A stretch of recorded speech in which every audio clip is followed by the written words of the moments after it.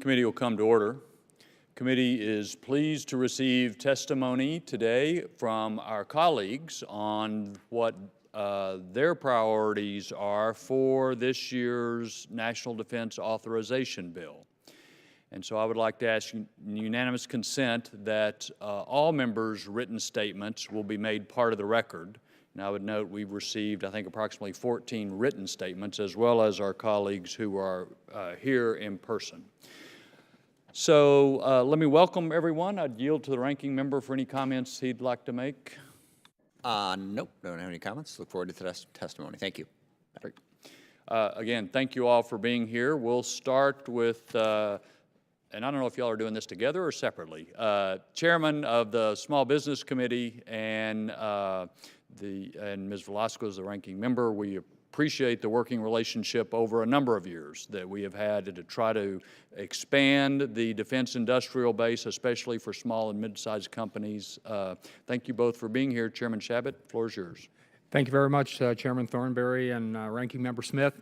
And as you indicated, we've always had a very good working relationship, Ranking Member Velasquez and myself, and we hope to continue to do that. We work together a very bipartisan way on the committee. All the members really do. I appreciate the opportunity to testify before you on the National Defense Authorization Act for fiscal year 2019. Let me begin by thanking the committee for its longstanding collaboration with the Small Business Committee.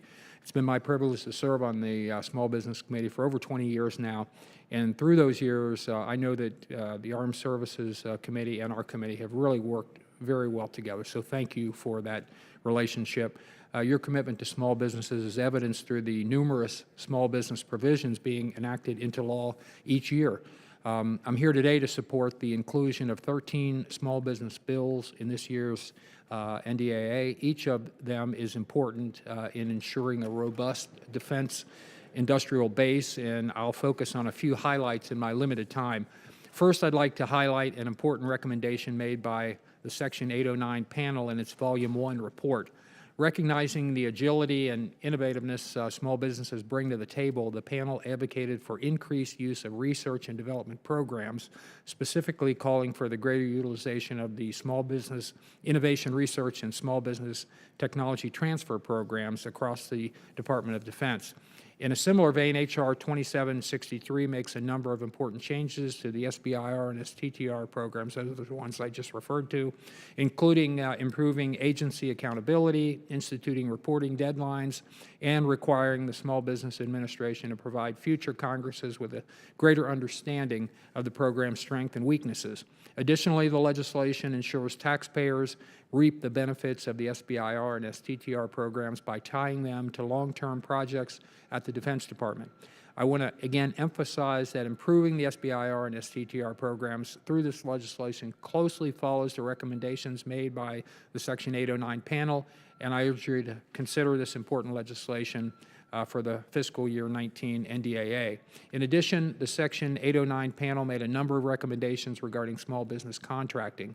Given that the federal government spends over $500 billion each year through contracts, the federal procurement market is extremely important for small businesses.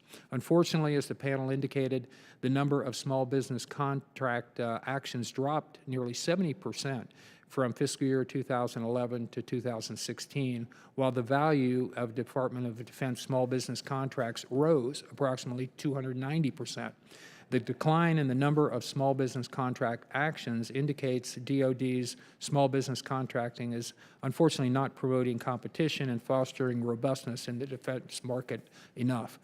These startling statistics indicate an immediate need to reverse this decline, so I'd urge you to consider H.R. 5337, 4754, and 5144, all of which would facilitate small business participation in the federal contracting area. Furthermore, I'd urge this committee to consider H.R. 4668 and 3170. These common sense cybersecurity bills are vital to protecting our national security. Small businesses are increasingly targeted by cyber criminals due to their lack of resources and technical knowledge to prevent cyber attacks and may not be able to afford hiring specialized employees or cybersecurity experts. Thus, it's important for the federal government and private private sector to work together to combat cyber threats by making information technology education accessible for small businesses. H.R. 4668 and 3170 would do just that. Additionally, I'd like to ask the committee to consider H.R. 233, 2364, and 2056, all of which assist small businesses with much-needed capital. Despite an economy that is starting to show signs of improvement, small business continued to face obstacles when it comes to assessing capital. To address these challenges, the Committee on Small Business worked in a bipartisan manner on these measures to assist small businesses as they seek capital to grow and expand. Our nation demands a vital small business industrial base. It's fundamental to the health of our nation as a whole, and I'm grateful to the Armed Services Committee for working with the Small Business Committee, and I look forward to working with you to ensure that small businesses continue to provide the Department of Defense and the federal government with competitive solutions to support critical programs, and I'd be happy to answer any questions. And again, thank you for allowing us to testify. Thank you. Do any members have questions of Chairman Chabot? Great. Ms. Velasquez? Thank you. Chairman Thornberry, Ranking Member Smith, and members of this committee. I am honored to advance bipartisan legislation that will benefit small businesses alongside my colleague, Chairman Chabot. I would like to echo his remarks regarding our bipartisan working relationship. I strongly believe that when it comes to small business issues, there's no Republican or Democratic approach. And we have guided the committee in that spirit. We're all aware of the devastation last year's hurricanes caused to Puerto Rico. But one thing is clear. If we are to restore the quality of life in Puerto Rico, small businesses will be central to that equation. I am very proud of Puerto Rico, not only because it is where I was born, but because of the resilience of its people. Unfortunately, even today, more than 6 months after Maria, an estimated 20% of the island's small businesses remain closed, and others face continued hardships with power and basic living needs. That is why I appreciate Chairman Chabot bringing H.R. 5178, the Puerto Rico Small Business Contracting Assistance Act, before the Small Business Committee. This bill was approved with bipartisan support in March. The federal government's procurement of goods and services can be one of our most powerful tools for stimulating economic activity. Unfortunately, to date, Puerto Rico has been largely left out of the federal marketplace. Of the small number of federal contracts performed in Puerto Rico, a substantial percentage of those contracts are performed by firms outside of Puerto Rico. In fact, the total awards to Puerto Rican small businesses declined from about $426 million in FY 2014 to about $342 million in FY 2015. My bill aims to increase contracting by offering incentives such as granting agencies like DOD the ability to double the value of contract awards to Puerto Rican small business concerns when counting their small business prime contracting goal. It also provides training opportunities for firms wishing to participate in the federal marketplace through the Mentor Protege program. We must remember that as citizens of the United States, Puerto Ricans have fought, shed blood, and given their lives in nearly every major American war. We owe it to them to help rebuild, and this bill will advance that goal. We started working on this legislation a year ago, long before Maria. After the hurricane, we need this bill and its assistance for Puerto Rico even more today. Beyond Puerto Rico, the legislation before us today will help American small businesses more broadly. The SBA administers a portfolio of entrepreneurial development programs, including small business development centers, women business centers, and the Service Corps of Retired Executives, or SCORE. I think we can all agree that these programs offer our nation's job creators vital tools to grow and create jobs. H.R. 1774, the Developing the Next Generation of Small Businesses Act of 2017, streamlines this program and makes them more effective, helping more firms access the assistance they need. Access to affordable capital is a long-standing challenge our committee has prioritized. H.R. 2364 will help boost the Small Business Investment Company program success by modifying how much private capital banks and savings associations can invest in these companies. And H.R. 2056 increases the intermediary loan limit in the microloan program by $1 million, allowing successful lenders to serve more borrowers in high-demand locations. Additional areas where small firms add to our economy are innovation and infrastructure. Innovative firms drive America's competitive edge in the global marketplace. Yet, the USPTO reported that just 15% of small businesses know they need to file for IP protection abroad. H.R. 2655 addresses this by creating a partnership between the two agencies best suited to help them, the SBA and the USPTO. And as we contemplate our country's infrastructure, we must protect small businesses at the heart of building our roads and bridges. Performance bonds protect taxpayers from loss if the contractor on a federal project defaults. H.R. 4486 amends the Miller Act to provide payments protection to small business that perform work on federal construction projects. It does so by exempting certain construction contracts that must be bonded under the Miller Act from periodic inflation. In sum, Mr. Chairman, I believe we have a strong package of bills before you. I want to thank you, the committee, again for allowing me to testify, and I urge the inclusion of all these bills, including those highlighted by Chairman Chabot, to bolster the presence and economic health of our country's small businesses. Thank you. Are there any questions for Ms. Velasquez? Great. Thank you both. Thank you. We look forward to working together again. Thank you. Mr. Keewan, welcome. Floor is yours.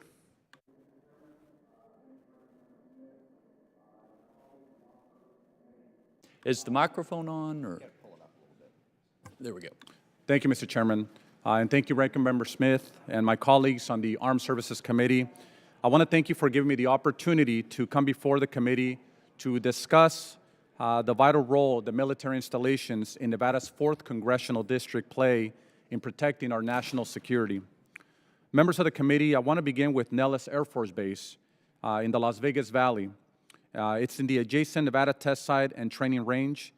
Nellis is known as the home of the Thunderbirds, which showcases the remarkable skills of our nation's most highly trained military pilots and whose pilots consider themselves America's ambassadors in blue. If I may have a moment, Mr. Chairman, of personal privilege, I'd like to recognize Major Stephen Cajun Del Baño, a Thunderbird pilot who was killed last week on April 4th, 2018, during a training exercise. My thoughts go out to his family and his loved ones.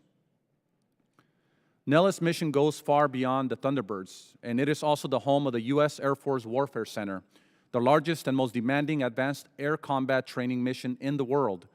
Aircraft from Nellis operate in the Nevada Test and Training Range, where more than 75% of all the live munitions used by the Air Force for training are dropped. Nellis employs 11,000 military and 3,700 civilians, making it one of the largest employers in the state of Nevada. In total, the Nellis complex has an economic impact of over $5.5 billion annually. Nellis Air Force Base is also home to Red Flag, the premier military training exercise in the world. Red Flag was created to provide the U.S. and our allies combat training in a realistic but safe environment. Red Flag brings together units with diverse missions ranging from air interdiction, combat search and rescue, close air support, dynamic targeting, and defensive counter-air. And it pits them against other units who are specially trained to replicate the tactics and techniques of potential adversaries.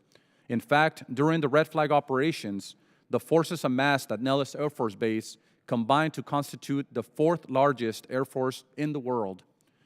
Nevada's 4th Congressional District is also home to Creech Air Force Base, which is most famous as the command and control facility for remotely piloted aircraft systems flying missions across the globe. From its base in Nevada's 4th District, airmen at Creech fly 70 to 75% of the unmanned aircraft combat operations around the world, 24 hours a day, 7 days a week. And finally, I would like to recognize the importance of the Hawthorne Army Depot in Hawthorne, Nevada. If you visit the depot, which I recently did, you will see thousands of munition storage structures dotting the Nevada desert. These facilities are used to ship thousands of tons of munitions per year to the warfighter and receive thousands of tons of munitions per year for disposal. In addition, Hawthorne is home to the detachment of the Naval Undersea Warfare Center. The 4th Congressional District in Nevada plays an essential role in protecting our national security and supporting our military. That is why, Mr. Chairman, I'm asking that you continue to authorize the operations that occur at Nellis, Creech, the Nevada Test and Training Range, as well as the Hawthorne Army Depot, as part of the NDAA, so that Nevada can continue to lead the way in conducting vital missions all around the globe. I want to thank you for your time and for letting me testify in front of your committee. Thank you, Mr. Chairman and Ranking Member. Thank you. No doubt, a number of very important facilities, but also we share your grief at the loss over this past week. We've been losing too many pilots, and certainly one of the Thunderbirds is one of our best. So thank you. Thank you, Mr. Chairman. Thanks for being here. If there are no other questions of Mr. Keewan, I might just say I think we're going to have to come back after the vote for the second panel for Mr. Snyder and Mr. Johnson and Mr. Rutherford. So just heads up, I think we'll hopefully have a chance to hear from Mr. Donovan, and then we'll come back immediately after votes for our second panel. Mr. Donovan, welcome. Floor is yours. Thank you, Mr. Chairman. Thank you, Ranking Member Smith and members of the Armed Services Committee. I thank you for the opportunity to testify today. Mr. Chairman, I'm requesting an amendment to the National Defense Authorization Act to require the Pentagon to propose a legal definition of cyber warfare. No matter how much technology has changed from the days of ancient Greek and Roman warfare until now, we have thought of war as involving weapons and the use of physical force. In modern times, we have a large body of both United States and international law that defines and governs war. But for the past several decades, we've faced a threat that does not have a legal definition: cyber warfare. Cyber war does not fit within the traditional confines of how we conceive warfare. While we have a cyber command that is tasked with protecting U.S. cyberspace, we do not have a legal definition detailing under what circumstances a cyber attack is considered an act of war. That is why I'm requesting an amendment that will require the Pentagon to form a working group to propose a legal definition, report back to Congress, and make the findings known to the public. We currently do not know when a cyber attack is an act of war. If North Korea were to bomb a hospital, that would undoubtedly be considered an act of war under both U.S. and international legal standards. But if North Korea were to launch a cyber attack on a hospital and were able to shut down the hospital or alter patient records, there is nothing that defines this as an act of war. Cyber hacking is rampant. The White House just released a report that cyber crime cost the United States economy an estimated $57 to $106 billion in 2016 alone. If an enemy causes between $57 and $106 billion worth of damage from bombing U.S. soil, rest assured we would be at war right now. North Korea is one of the biggest perpetrators of cyber hacking. China, Iran, and Russia are also well known for engaging in this practice. Critical infrastructure, sensitive technology secrets, and Americans' private information are all at risk. Cyber attacks continue to develop, but they are not a new emerging technology. For the sake of our national security, we are long past due a legal definition that will allow us to confront the enemy. By not legally defining cyber warfare, we let our enemies know that this is an issue we are not ready to take seriously. It is time to change that. By creating a definition of when cyber attacks are an act of war, we will create a strong deterrent and stop other nation-states from engaging in this practice against the United States. My amendment will start the process of the United States creating a legal framework for when a cyber attack is an act of war. I sincerely and respectfully request that the committee consider my amendment. Mr. Chairman, I also testify before you today seeking equity for the constituents I represent on Staten Island. As you may know, the post-9/11 GI Bill grants housing allowances and assistance to veterans attending college through the military's Basic Allowance for Housing program. This assistance is based on the rental and utility cost of military housing area in which the veterans live. Currently, New York City is separated into two zones, one for Manhattan, Queens, Brooklyn, and the Bronx, and the other for Staten Island. Although the census data shows Staten Island's median gross rent is within $50 of Brooklyn's and $100 higher than the Bronx, the formula still grants Bronx students up to $1,335 more than Staten Island students. It's alarming that these hardworking military families in my hometown have near identical cost of living expenses, yet they do not receive the same allowances as BAH recipients who attend schools in the other 4 boroughs. The result is that Staten Island's 3 institutions of higher learning cannot recruit veteran students to their campuses because of the thousands upon thousands of dollars in reduced assistance it would mean for that student. I firmly believe that the most equitable and common sense solution is to have only one military housing area for all of New York City. My amendment would require DOD to merge Staten Island's military housing area with the rest of New York City to create one military housing area for all of New York City. I again thank you very much for this opportunity to testify, and I sincerely and respectfully request that the committee consider my amendment. I appreciate it. I had no idea about the division in New York, and so I don't know if that's appropriate statutory or regulatory, but we'll work with you to pursue some sort of answer to that.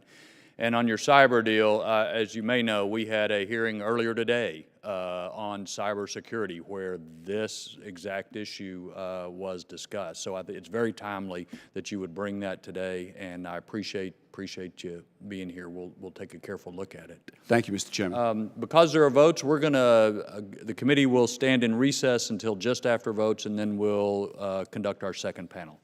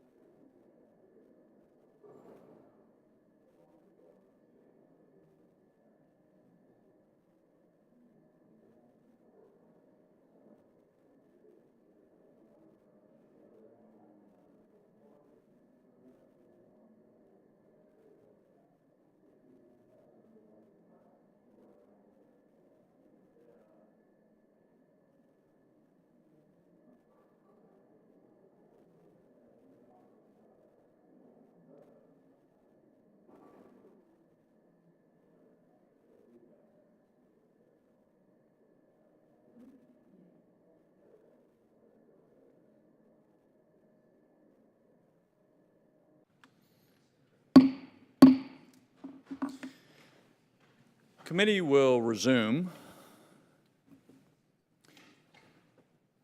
We appreciate our colleagues coming back from votes. Again, all your written statements have, without objection, been made part of our record, but we appreciate hearing from each of you on your priorities and what you think are good for the country. So we'll start with Mr. Johnson. Gentleman's recognized. Thank you, Mr. Chairman, Chairman Thornberry, Ranking Member Smith, and members of the committee. I sincerely appreciate you giving us the opportunity to return and provide input during the committee's Member Day hearing for the fiscal year 2019 National Defense Authorization Act. I have the distinct honor of representing a congressional district that's home to two vital military installations for our nation and national security interests around the world. That's Fort Polk and Barksdale Air Force Base, and even our smaller National Guard facilities such as Camp Minden. As I'm sure you know, Fort Polk is home to the Army Joint Readiness Training Center, and Barksdale is home to the Air Force Global Strike Command. And as is evident with the recent provocations of Syria, North Korea, and Iran, and Russia, and others, we live in a highly uncertain and incredibly complex time, which further highlights the importance of these two bases in our military readiness to be fully prepared to combat any threat from overseas. In keeping with today's time constraints, I just wanted to focus primarily on two areas that I think are essential in needing attention by the committee and our Congress. One is modernizing our U.S. nuclear enterprise, and two is ensuring U.S. Army capabilities are fully equipped for necessary training exercises.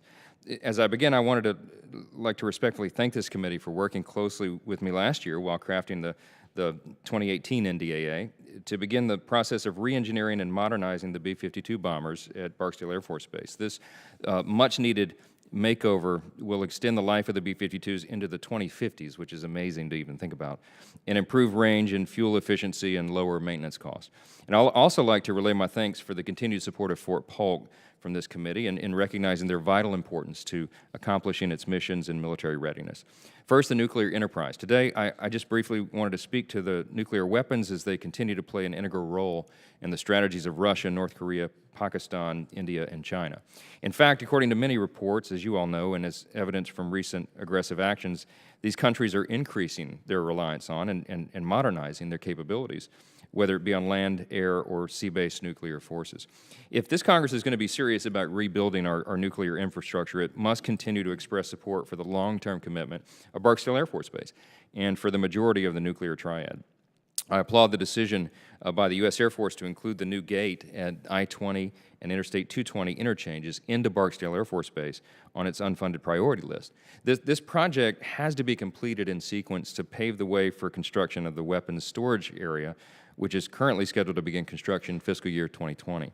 The new weapons storage area is absolutely vital to our nuclear enterprise, as it will support the overall activities of Global Strike Command overseas and its necessary involvement in a wide array of strategic deterrence. As members of this committee, you are well aware of how critical the Bomber Command, 8th Air Force in charge of our aging Fleet and Missile Command, and the 20th Air Force in charge of the U.S. intercontinental ballistic missiles are to deterrence and global strategy. Second is ground capabilities. In any event that maintaining a capable and robust nuclear option does not suffice as a deterrent from war, it's imperative that we have a capable and ready ground force. And as this committee and the Congress have presented a path forward to rebuilding our force structure, the need for modernizing our ground capabilities is certainly prevalent to ensure full mission readiness.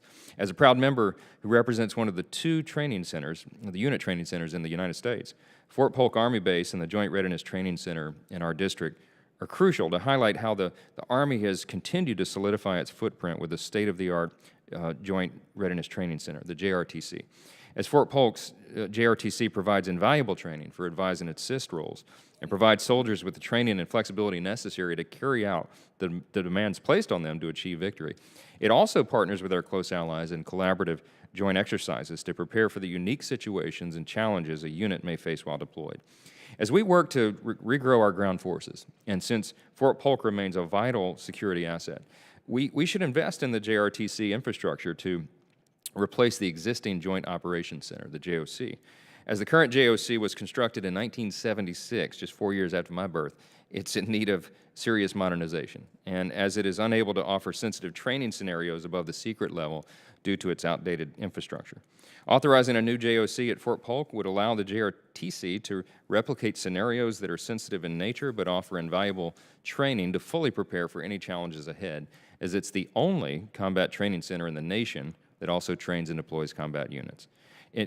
Preparing to close here, I just want to say the defense communities that surround both Barksdale Air Force Base and Fort Polk JRTC have a long, proven track record of fully supporting these two vital military installations, and they stand ready to modernize our armed forces to meet our nation's mission capabilities and necessary resources. Congressman Abrams visited these bases with me, and he's done it himself many times, and he can attest to the same. And just recently at Fort Polk, the Army completed its largest land purchase of over 47,000 acres in an effort to provide even more robust training facilities and capabilities for the brigade combat team rotations. And that action was fully supported by the local community, enthusiastically so. Furthermore, the state of Louisiana and our local community are finalizing an investment of $90 million to construct that I-20 interchange into the Barksdale Air Force Base, and that will open up the access to the installation's eastern reservation and relieving traffic congestion, paving the way for that weapons storage facility. Just last week, I was in Baton Rouge visiting my old colleagues at the Louisiana Legislature and went to the hearing of the Joint Budget Committee, and just wanted to thank all my colleagues for their unanimous support for this vital project. Finally, I just want to thank this committee again for considering all these important priorities for our congressional district, as you do all these around the country. And I look forward to doing everything I can to support the committee's work, to provide our military with the essential resources it needs. It's a top priority for all of us, and it should be. Mr. Chairman, I appreciate your leadership and truly the time that you all take to consider all these things, the opportunity to show my continued support for our men and women in uniform, and I yield back. Thank you. Thank you. Any questions for the gentleman from Louisiana? The only complaint I have, Mr. Johnson, is being reminded about how young you are. That was kind of a low blow, but other than that, I appreciate it. Thank you for being here today. Yes, sir. Mr. Rutherford, the floor is yours.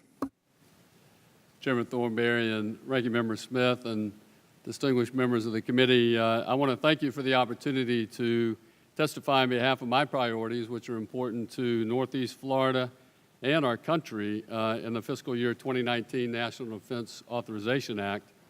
As some of you know, Florida's 4th Congressional District encompasses most of Jacksonville and St. Augustine and includes Naval Air Station Jacksonville, Naval Station Mayport, Marine Corps Blunt Island Command, the Florida National Guard installations, and many industry partners. And I am proud to represent these men and women who contribute substantially to our national security. First, I want to thank the committee for its continued support of many programs that are key to the missions and growth at Northeast Florida's installations. This includes the MQ-4C Triton, the P-8A Poseidon, the Littoral Combat Ships, and various shipbuilding and repair accounts also, among others. And I urge the committee to continue supporting these important programs. However, today, I'd like to spend time focusing on 4 areas of importance in this year's legislation: the E-2D, Advanced Hawkeye Procurement, the Air Force's Light Aircraft Attack Aircraft, the Littoral Combat Ship, and the Law Enforcement Information Exchange Program.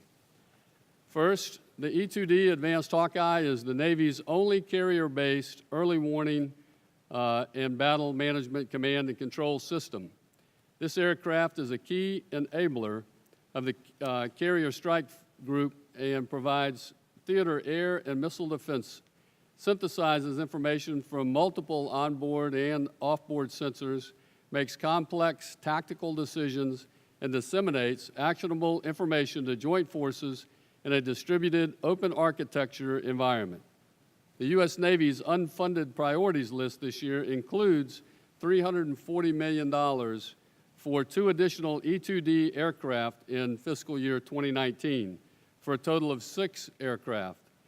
The additional aircraft will allow for a more efficient production schedule and enable early transition of E-2Cs over to the E-2Ds at the Carrier Airborne Early Warning Weapons School. Of operational importance, it will provide CSGs with the E-2Ds advanced capabilities to face rapidly evolving threats, ensuring that the most capable AEW aircraft is available for the defense and protection of U.S. and coalition forces. I want to urge the committee to support this request of 6 aircraft in fiscal year 2019, along with supporting the necessary RDT&E. Second, senior Air Force leadership has stated the need to procure a fleet of off-the-shelf light attack aircraft, commonly referred to as the OAX program, and last year's NDAA supported this concept of a rapid procurement as greater use of this type of aircraft would provide close air support in a cost-effective way for the Air Force. Using aircraft like the A-29 Super Tucano is a cheaper solution than having a more advanced aircraft like the F-35 carrying out CAS and other missions. This saves money and extends the life of the more expensive aircraft. The Air Force is conducting an experiment leading to the procurement decision this year. And should that decision be made, Congress needs to be prepared to meet that request. And I urge the committee to provide advanced procurement funding for the purchase of long lead items so that this first delivery of the aircraft would be no later than 2020. And I believe the full utilization and investment in this program has the potential to reshape how our airmen carry out their mission. Third, one program I know this committee is intimately familiar with is the Littoral Combat Ship, which the Freedom-class ships are home-ported at Naval Station Mayport. And I applaud the committee's continued support of this program and for its commitment to rebuilding our Navy's fleet. Of importance to Mayport, the President's budget request supported the necessary LCS MILCON at Mayport for its training and support facilities. I urge the committee to support this request, as the current alternative is actually to send these crews out to San Diego to be trained, which is neither a good use of taxpayer money, nor is it good for the crews. I also strongly support 3 more LCS in 2019 and a quick transition to the new frigate, as I know many on the committee do as well. Last, as a former sheriff, I understand the tools that can help our law enforcement and intelligence agencies carry out their respective missions. The Naval Criminal Intelligence Service has successfully used a capability called the Law Enforcement Information Exchange, commonly referred to as LINKS, to address the data collection, analysis, and integration challenges that confront the defense intelligence and law enforcement agencies at all levels of government.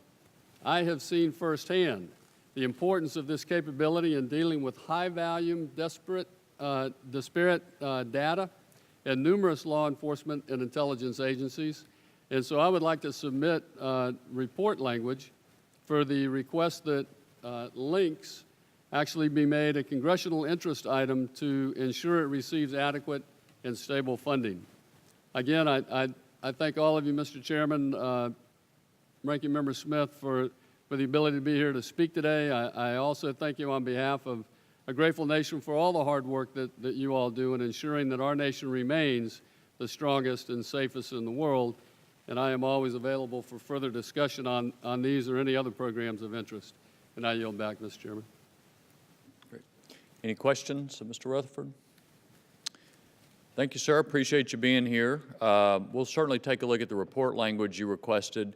One of our challenges this year is we have a specified top line, and so adding in one area means we've got to take away from another, and I think that's going to be a challenge for all our members this year. But we will. I know all of the other 3 programs you specifically mentioned will be a very top item for discussion. So thank you. Appreciate you being here. Mr. Snyder, thank you for being here.